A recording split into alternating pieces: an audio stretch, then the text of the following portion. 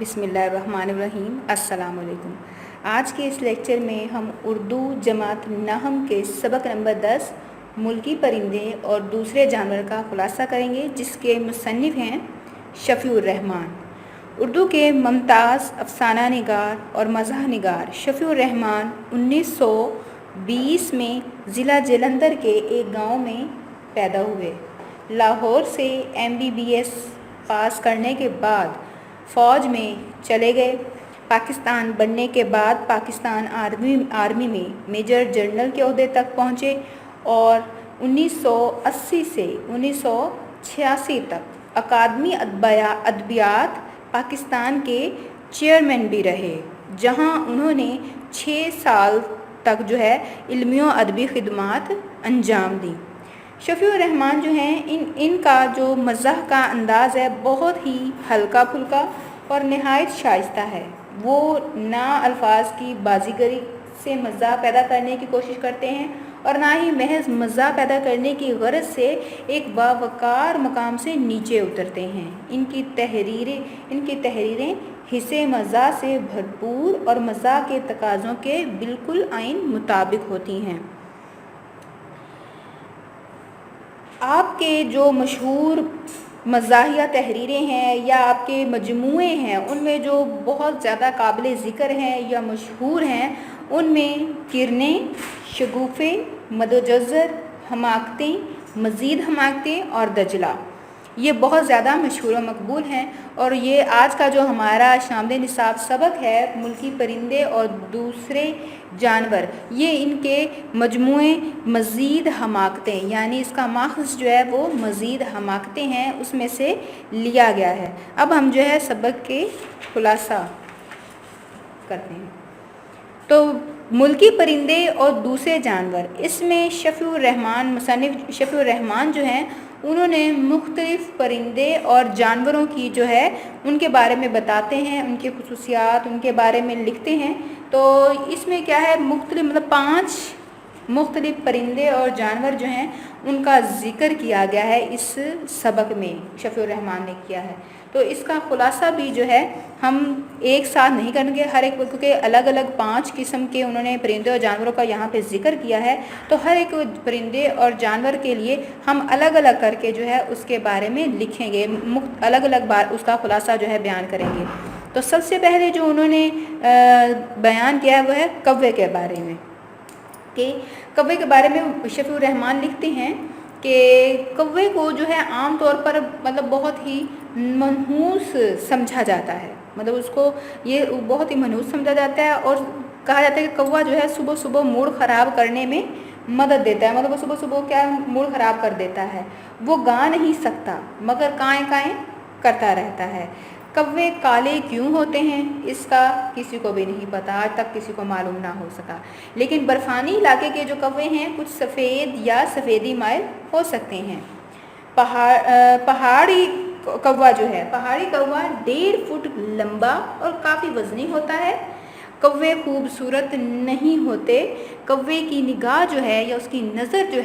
وہ بہت تیز ہوتی ہے، وہ ہر چیز کو دیکھ سکتے ہیں، اور جس چیز کو وہ نہیں دیکھ سکتے وہ ناقابل دید ہے، وہ دیکھی نہیں جا سکتی۔ تو کوے کے بارے میں یہ کہا کہ وہ کوا وہ باورچی خانے کے پاس بہت خوش رہتا ہے، اکثر وہ باورچی خانے کے نزدیک رہتے ہیں۔ اگر کہیں بندوق چلے تو کوے اسے اپنی ذاتی توہین سمجھتے ہیں، اور توہین سمجھتے ہوئے وہ ایک دم سے اڑنا شروع کر دیتے ہیں، بولنا شروع کر دیتے ہیں کہ جو بندوق چلانے والا ہوتا ہے وہ مہینوں تک پچھتاتا رہتا ہے بندوق چلانے پر۔ تو کوے زیادہ سوچ بچار نہیں کرتے، کوے روزی کی تلاش میں ادھر ادھر کافی دور تک اڑتے پھرتے رہتے ہیں، دور تک سفر کرتے ہیں، لیکن پھر بھی کبھی وہ گم نہیں ہوتے، کھوتے نہیں ہیں، کھو نہیں جاتے، وہ جہاں مرضی سفر کر لیں، کبھی بھی اپنا گھر نہیں بھولیں گے۔ اس کے بعد جو دوسرا شفیع مصنف نے جو دوسرا پرندہ بیان کیا وہ ہے بلبل۔ بلبل کے بارے میں لکھا جاتا ہے کہ بلبل وہ ایک روایتی پرندہ ہے جو ہر جگہ پایا جاتا ہے، ہر جگہ موجود ہے سوائے اس جگہ کا جہاں اسے ہونا چاہیے۔ بلبل کے بارے میں یہ خیال کیا جاتا ہے کہ بلبل ہر جگہ پایا جاتا ہے لیکن سوائے اس جگہ جہاں اسے ہونا چاہیے وہاں پہ نہیں ہوتا۔ تو یہ ایک میٹھی سروں والا جو ہے پرندہ ہوتا ہے، میٹھی آواز والا، مطلب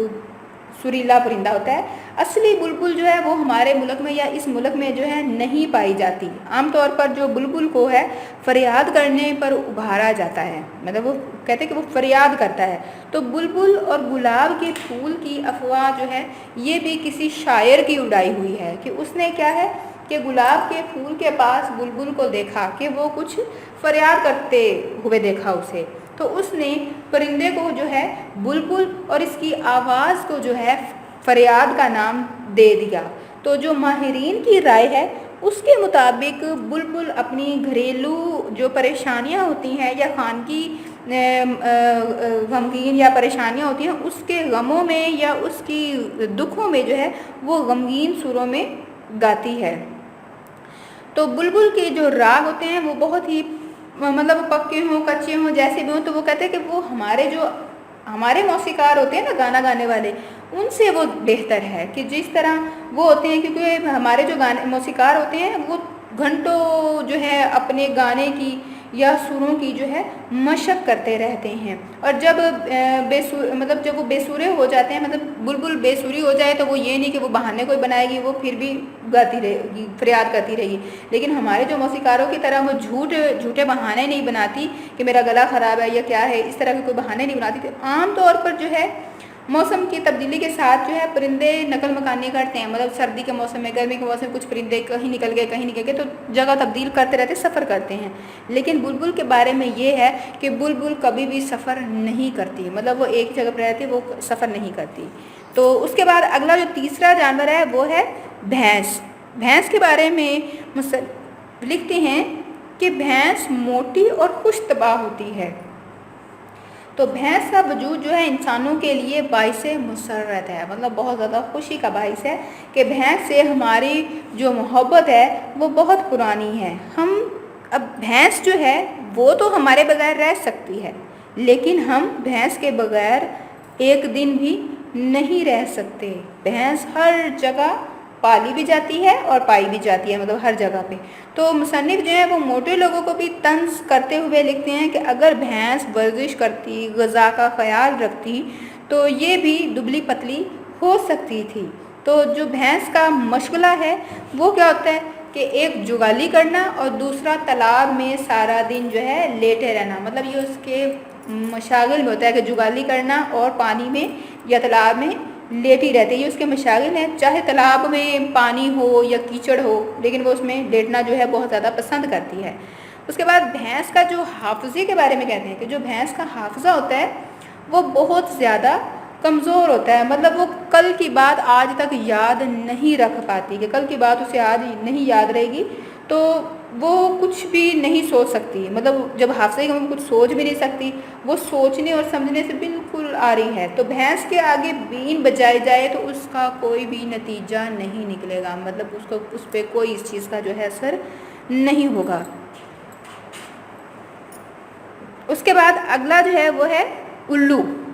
جو اگلے پرندہ جس کا شفیع الرحمان ہمارے جو مصنف ہیں انہوں نے جس پرندے کا ذکر کیا ہے وہ الو ہے۔ تو الو جو ہے ایک بردبار اور دانش مند جو ہے پرندہ ہے، بہت دانش مند، لیکن پھر بھی وہ کیا ہے، الو ہے، مطلب وہ بہت دانش مند ہے لیکن پھر بھی وہ کیا ہے، ایک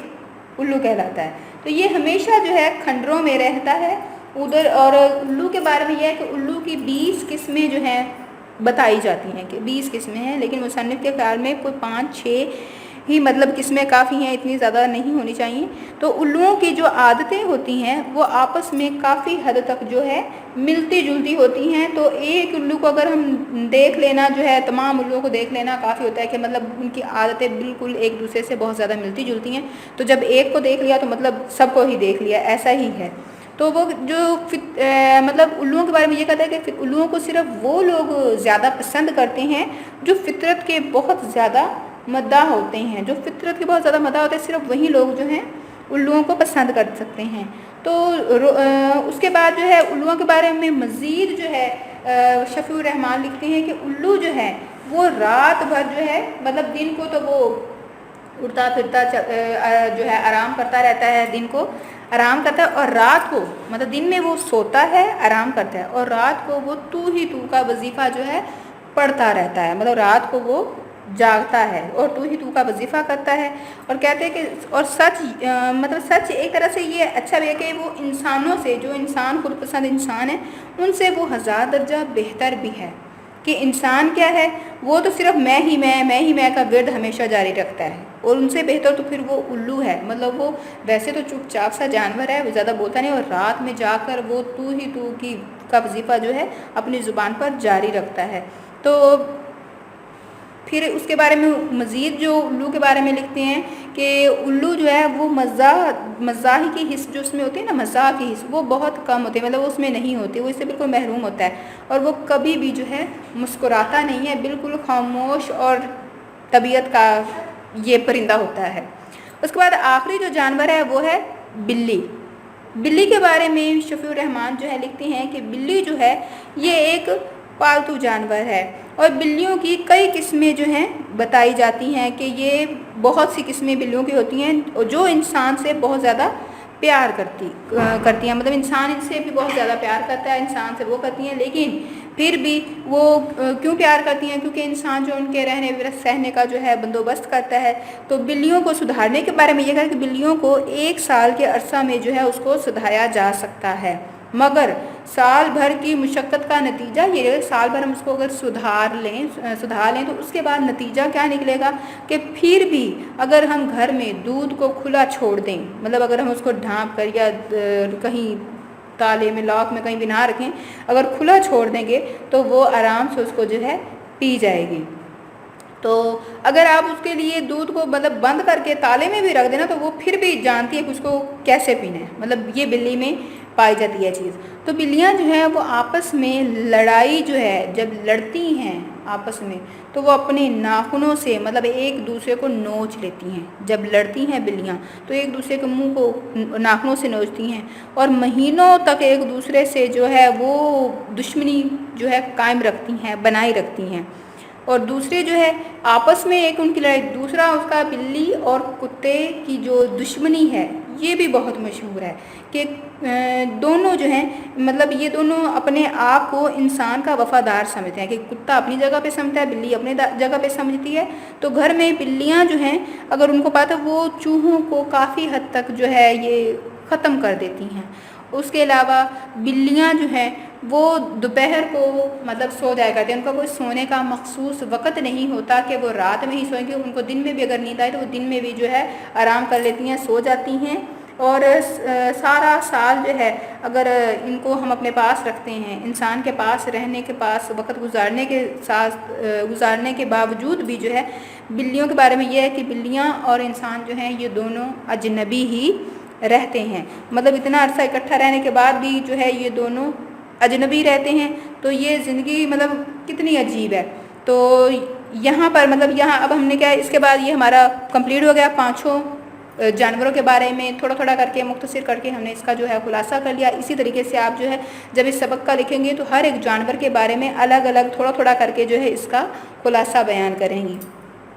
اب آپ نے ہوم ورک میں کیا ہے اس سبق کا خلاصہ لکھنا ہے، آج کی تاریخ لکھ کے۔ اللہ حافظ۔